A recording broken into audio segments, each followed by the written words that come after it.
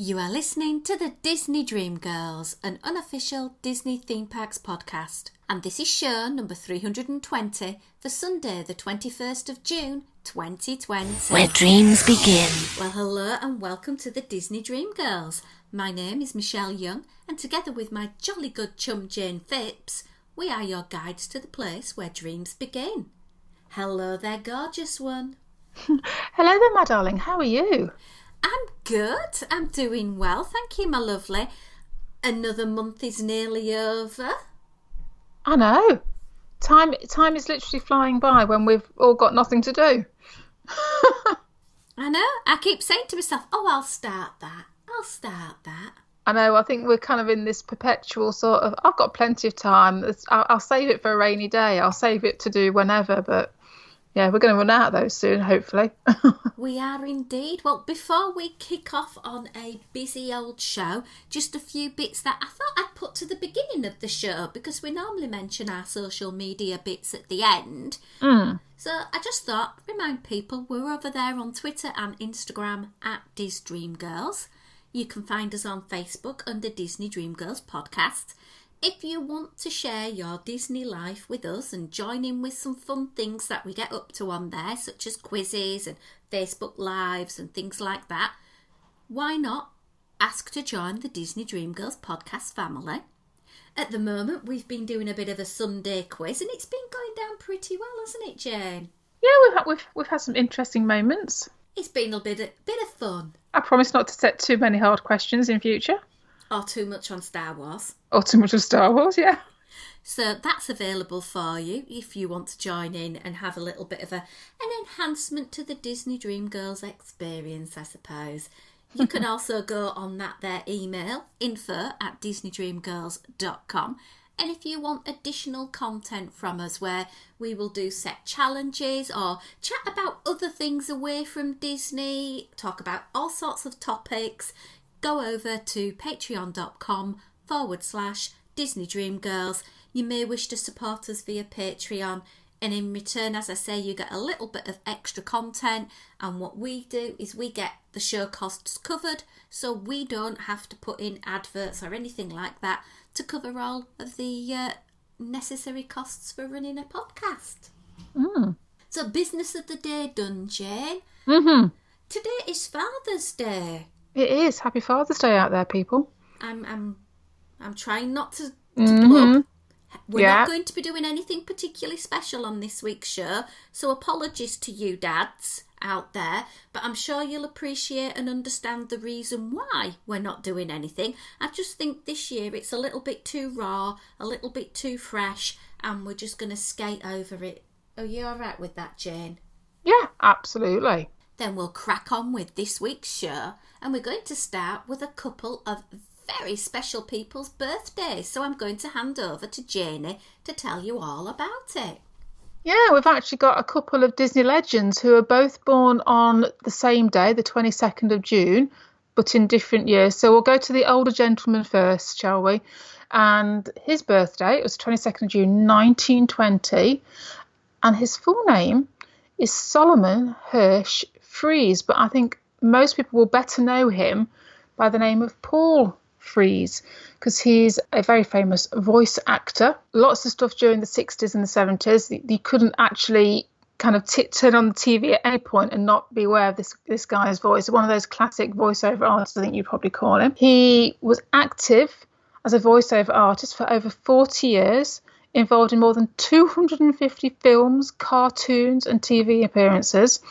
And of course, like lots of these type of people, which you're very aware of today actually, is they'll lend the voice to something, because how often do you go, I know that voice, and then you watch the credits and they're not there. There's no name, there's no mention. So I think the voiceover artists of previous generations, and probably very much today, tend to go by without getting the credit that they probably deserve. It's a name that's quite well known in voiceover work. He had a very comedic Germanic accent, so you can probably hear him in Donald Duck's Nutty Uncle, Professor Ludwig von Drake. I won't even try to do a Germanic accent when I'm saying that. He was also involved with the narrator of Great Moments with Mr. Lincoln, so that's probably where else you'll find him. And then also over at Disneyland, he provided the very dramatic narration for the adventure through inner space. You'll still be able to be hearing him on The Haunted Mansion, and did various voices for Pirates of the Caribbean. One of those voices that you'll probably hear and maybe not realise you've actually heard him. Our other legend, born on the 22nd of June, this time in 1935, is that of Floyd E. Norman. And I love this quote. He once said, "I first recognised Walt Disney's signature before I could read." How cool is that? Recognising somebody's signature before you could actually read. Oh, wow. I think the trouble is, I do remember my son recognising something before he could actually read. Unfortunately, I think it was a rather famous over here supermarket name, but we won't go into that. It's not quite the same, is it? And then as it was, he became an animator and a cartoonist. So he's one of a legendary cartoonist that worked for Disney. He was an in-betweener on Sleeping Beauty, The Sword and the Stone and The Jungle Book. And then going into the 1970s, he did work on Robin Hood as well. And then if you move further forward, he's actually even worked on Toy Story 2 and Monsters, Inc. and The Hunchback of Notre Dame and Mulan. So that's kind of a very expansive career, going from all the way from Sleeping Beauty all the way up to probably the most recent being Toy Story 2 Monsters, Inc. How cool is that? Love it. Absolutely love it. And we still have this amazing man with us today, still creating content, never wanting to put his pencils down. Yeah, as it should be. Don't let age stop you doing anything. If you want to read the full D23 biography of those two amazing people, we've put a little bit of the show link on our show notes, disneydreamgirls.com. Have a little look on there. So let's have a little look at what's been going on at the moment, Jayne. And on the 18th, Dr. Pamela Heimel, who's the Chief Medical Officer of Disney Parks, announced the company's health and safety campaign. And I believe this is to get them through Walt Disney World and Disneyland opening. And they've linked it to a very popular film franchise to make quite serious content be portrayed and delivered in quite a stylistic, family-friendly, fun way. Would you agree? Absolutely, I would. Yes, I must admit, I had only seen these upon our recording, and I think my first words to you, Michelle, were, "I'm going to pinch them for preschool." Because these are utilising the Incredibles, and I just think they look so cool. That reminds me of like an ad sort of thing that you would have seen maybe in the 60s, that very monochromatic element, and using a couple of three colours, making it nice and simple. There's no fuss in them. They are very easy to understand. They've got minimal wording on them as well, so it's not like you're having to read through lots of information to try and figure out what they're talking about. They're nice and simple. And I love the one with Mrs. Incredible in, which says "maintain proper distance," where she's got her arm outstretched, like probably further than 2 meters, I would imagine. No, Mrs. Incredible. And I think it's really cool way to do it. Like you said, it's very user friendly, it's very family friendly. It's not making this out to be any scarier than it needs to be, which I think is always the concern at the moment. Is that I've found, I've just gone back to teaching 2, 3 and 4 year olds, and I've been so impressed with the fact that they know there's a virus out there, they know they have to wash their hands, they know they can't be hugging each other, and that's awful to feel that these very young children are so aware of what's cracking off, but which is good, but it's kind of sad as well at the same time. And I think with these particular posters, they convey the messages that people need to follow, but in a fun and simple way that isn't going to be too scary. Yeah, no, completely agree. I love Mrs. Incredibles. I think hers is amazing. Frozen is about the temperature, which again is a really good link into that. 100.4 degrees Fahrenheit. Well, us in the UK, we deal in a different, we tend to work in centigrade, but it's still good and it gets the message across. And they tend to have a very short, strappy, if you like, strap line with them. Yeah, no messing. So the strap line of his is "be cool, check your temp." Nice and simple. Yeah. And I'm going to say, if you kind of squint a little bit at Incrediboy, because his is about washing your hands. I'm sure you can just about make out, nearly, not quite, and I think Imagineers, you've made a boo-boo, you've missed an opportunity here. They could have added a bubble in the shape of a hidden Mickey.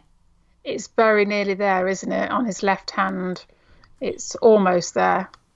I would have gone for that. Come on, guys, you missed a trick, but I've saved my favourite till last. Oh, no. Cover up, darling. It's just not stylish. It's smart. Yeah, absolutely. That's really cool. Edna Mode, brilliant. I have two things I'm going to moan about. Oh, okay. The little picture of the person wearing a mask looks like it's covering their eyes. Yeah, they haven't got any eyes, have they? That's very true. So that's a worry because, you know, we've all seen those people being spot on wearing a mask and they've got the nose out or they've got the mouth out or it's covering the neck. Heavens knows, are they a gill breather? I don't know. So, yeah. And being a teacher, I hate it when people spell words wrong. And I know it's how you pronounce it, darling, but it's darling. And I know people are just, I'll shut up. I'll put my Disney head back on and agree it looks amazing. I think that's your OCD kicking in there, Michelle. I see what you're saying, but yeah, it's got to be spelt like that though, because you can't look at that and not say it in her voice and accent. Yeah. Every time I've looked at it and read it in my head, I've said it in the voice. Yeah, but spot on, Disney. I think you've hit the mood just right. Great link in with the franchise. It doesn't feel contrived at all. No. I say nice and simple. I love the colour work they've done on it. I love how it's been presented. And like you said, Michelle, it's just simple. There's not too many words. It's just to the point in a nice family-friendly way. Yeah. Great idea. Disneyland Paris is going to be opening up. Aha. We've had some details coming out, and I believe more details are going to be coming out literally tomorrow. And it's anticipated Natalie Rafalski, the president of Disneyland Paris, is going to be giving out some meat to the bones that we've got so far. What I am seeing so far is that masks are going to be required from, I think, the age of 9 and 11 upwards. Right, okay. There's going to be 12,000 in each park. Mm-hmm. There's going to be visual, not physical checks on seat belts. Oh, okay. There's still going to be the spacing between the seats. Yeah. No outdoor shows. Okay. No contact with characters. But we've seen the characters are still going out. Yeah. We've seen this in Shanghai, that characters are at an elevated position so they can't get hugged. And this is happening at Universal as well. Yeah. There's going to be places set up where you can go and have selfies. And there'll be backdrops behind them. Okay. Lots of hand washing places. I think hand gel and the facilities to do that. There's going to obviously be closing of toilets in rotation to ensure that they get cleaned. Mm-hmm. Some services are not going to be available, so you're thinking about, where there's going to be high frequency touching, like the playgrounds and things like that. Might not even be opening up maybe the maze, Alice in Wonderlands, I don't know. Oh, right, yeah. Cast members will be wearing visors, those clear ones. Yeah, or maybe masks, dependent on their role. Right. So that's a little bit I've been hearing about what's going to be happening thanks to ED92. I had a little look on what they were saying. And I know I was having a chat the other day with Tracy Farley. She's got a trip coming up and she's saying, what should I do? Should I cancel? Should I go with it? And really it's difficult because you just don't know what's going to be happening in a couple of months' time. It's just basically waiting and seeing, isn't it? I think it is. I mean, we were talking before we started recording, Michelle, about, the implications for education. We're, as teachers, we're looking forward to September, and there's that element of we can't plan for September properly because we don't know what will happen between now and then. And I think this is the same with anything, isn't it? Whether it's a zoo that's reopening or it's a theme park that's reopening or whatever. They're going to put things in place, and I think it will come down to personal preference as to whether or not the systems that they put in place you're happy to go along with. Yes, cancel, or no, don't cancel, because none of us, unfortunately, have got a crystal ball, so we can see how this thing's going to pan out.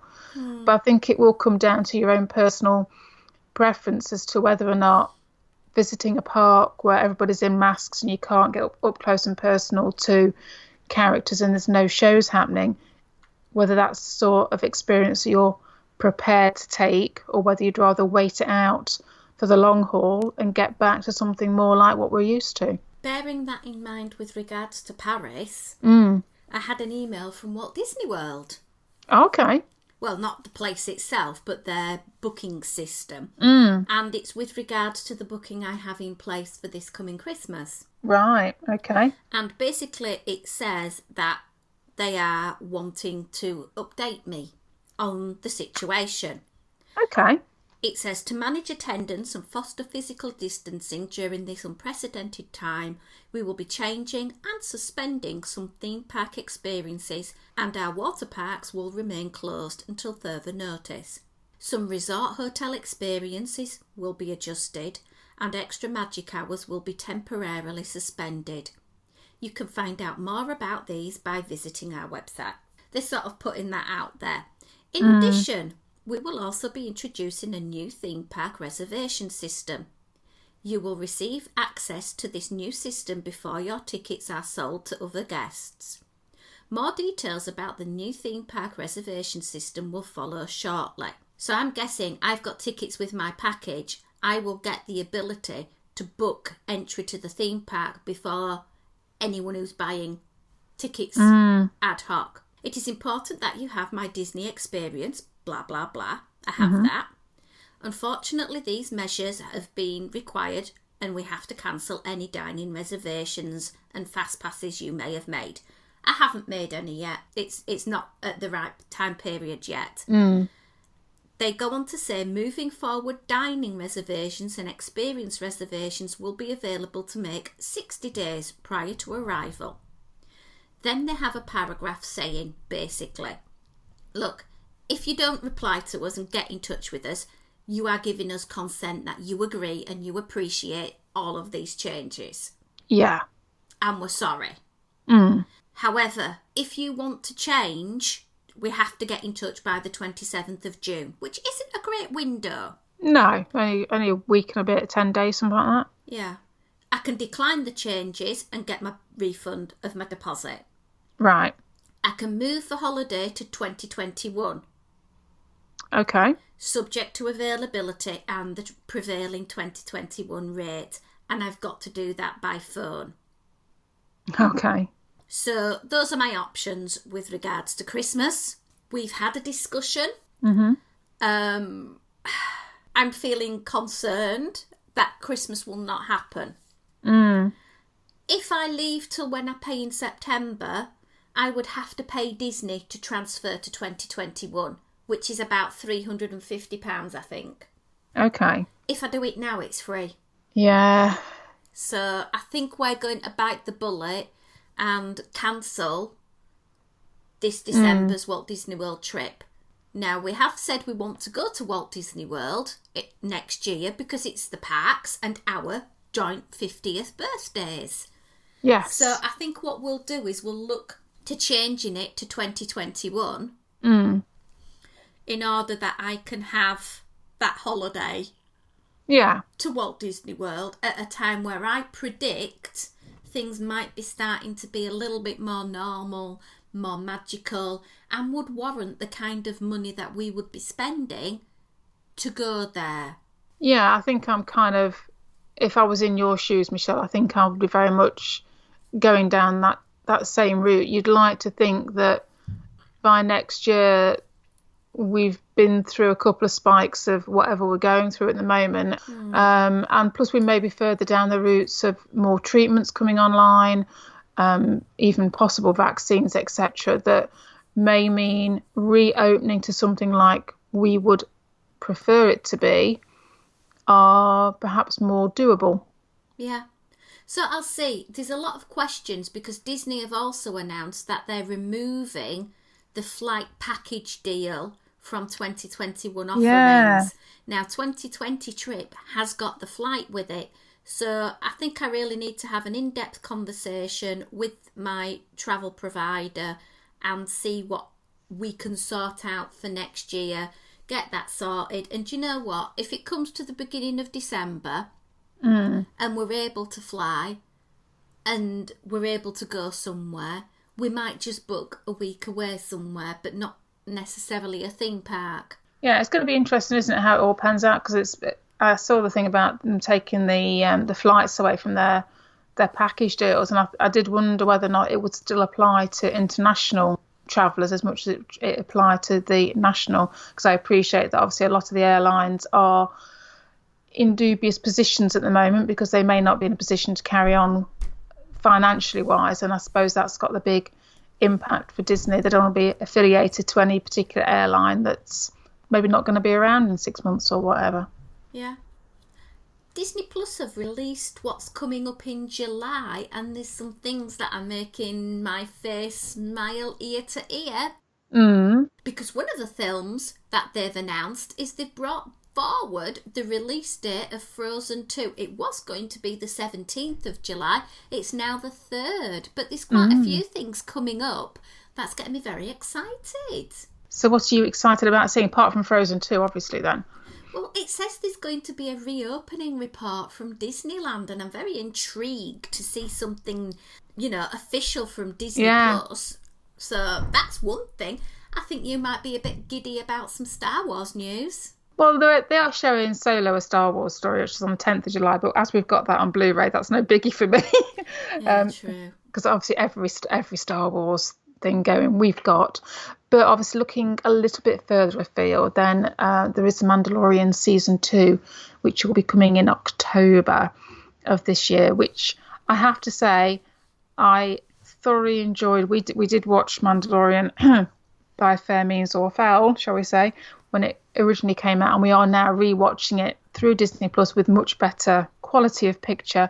It's a fantastic little series. It is such a good representation of what Star Wars is all about. It's really going back to the ethos behind Star Wars. Dave Filoni and Jon Favreau. Sorry, I'm getting very geeky now. I do apologise. But Dave Filoni and Jon Favreau should be given, in my humble opinion, the Star Wars franchise. They should be put in charge of it because they know what they're doing. Because The Mandalorian has been flipping amazing. And if you get to watch the behind the scenes series that's also on Disney Plus at the moment, which shows you how they've made the series, everything from the music and how that came about, but the way they filmed it with this 360 degree type screen system is astounding. If you're a bit like me and you're a bit geeky when it comes to how they make stuff, definitely want to find out there and watch. I'm still waiting to get round to watching all the Imagineering story, but if you like to know how things are done and you like your Star Wars, go and see the behind the scenes stuff for The Mandalorian. It's really good. It's called The Gallery, I think it is, on Disney Plus. I will be watching, Jane. I'm getting my way through it bit by bit. Get you converted one way or the other, Michelle. Yeah. There is something that's getting me really, really giddy though. Later this year, at the Landing in Disney Springs, a well-known cookie bakehouse is going to be opening, and this has got me really excited. It's food. No surprise there then, Michelle. Gideon's Bakehouse. Oh my word. This company do bespoke, designer, whatever you want to call them, cookies, and each cookie is about a half-pound cookie. Yeah, I must admit, I've not heard of these before. Obviously, they're an American company, probably why. But I have seen these pictures starting to appear on social media. And then when you've given me the link and I looked at these cookies, it's like, oh my goodness, what is going on?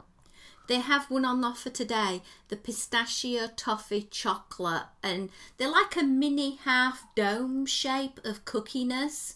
Oh, I'm literally salivating because you can see, sometimes you get a cookie and it has maybe 3 flecks of chocolate. Not these. Oh my God, they look amazing. And then they've also got a Rocky Road one. Can I just say, I do like on their website, it says we have a 6 cookie per person limit. That's almost £3 of cookies, so not too bad. But if you want more, you have to go to the bakery page and start your pre-order to get as crazy as you want. So if you're in store, they'll only let you buy 6 at a time. It just looks really good, and they're going to be giving Amorettes a bit of a run for the money because they do cakes as well. Oh, okay. Chocolate and peanut butter at its finest. Our 3-layer chocolate cake with perfect peanut butter buttercream. Oh, it looks amazing. $60 for that though, so it's quite an expensive cake. It's chunky, yeah. I know people in the UK that make cakes, and that's kind of what the price is for something so bespoke and quite big. So yeah, these are definitely what come under the banner of artisan, don't they? Yeah. So it's going to be really, really exciting to see that opening up, and it just made me think, well, hang on a minute. Walt Disney World are getting all of these amazing places for desserts. You know, they've got Amorettes, they're getting this place. Disneyland needs some of this love. Yeah. It would, you know, they've got a really nice ice cream parlour there. They've got a place called Salt and Straw, and that is a really good quality ice cream place. They make a batch, and when it's sold out on that day, that's it. So you know you're getting the freshest of the fresh. Really, really nice shop. You can go and taste the flavour before you purchase it.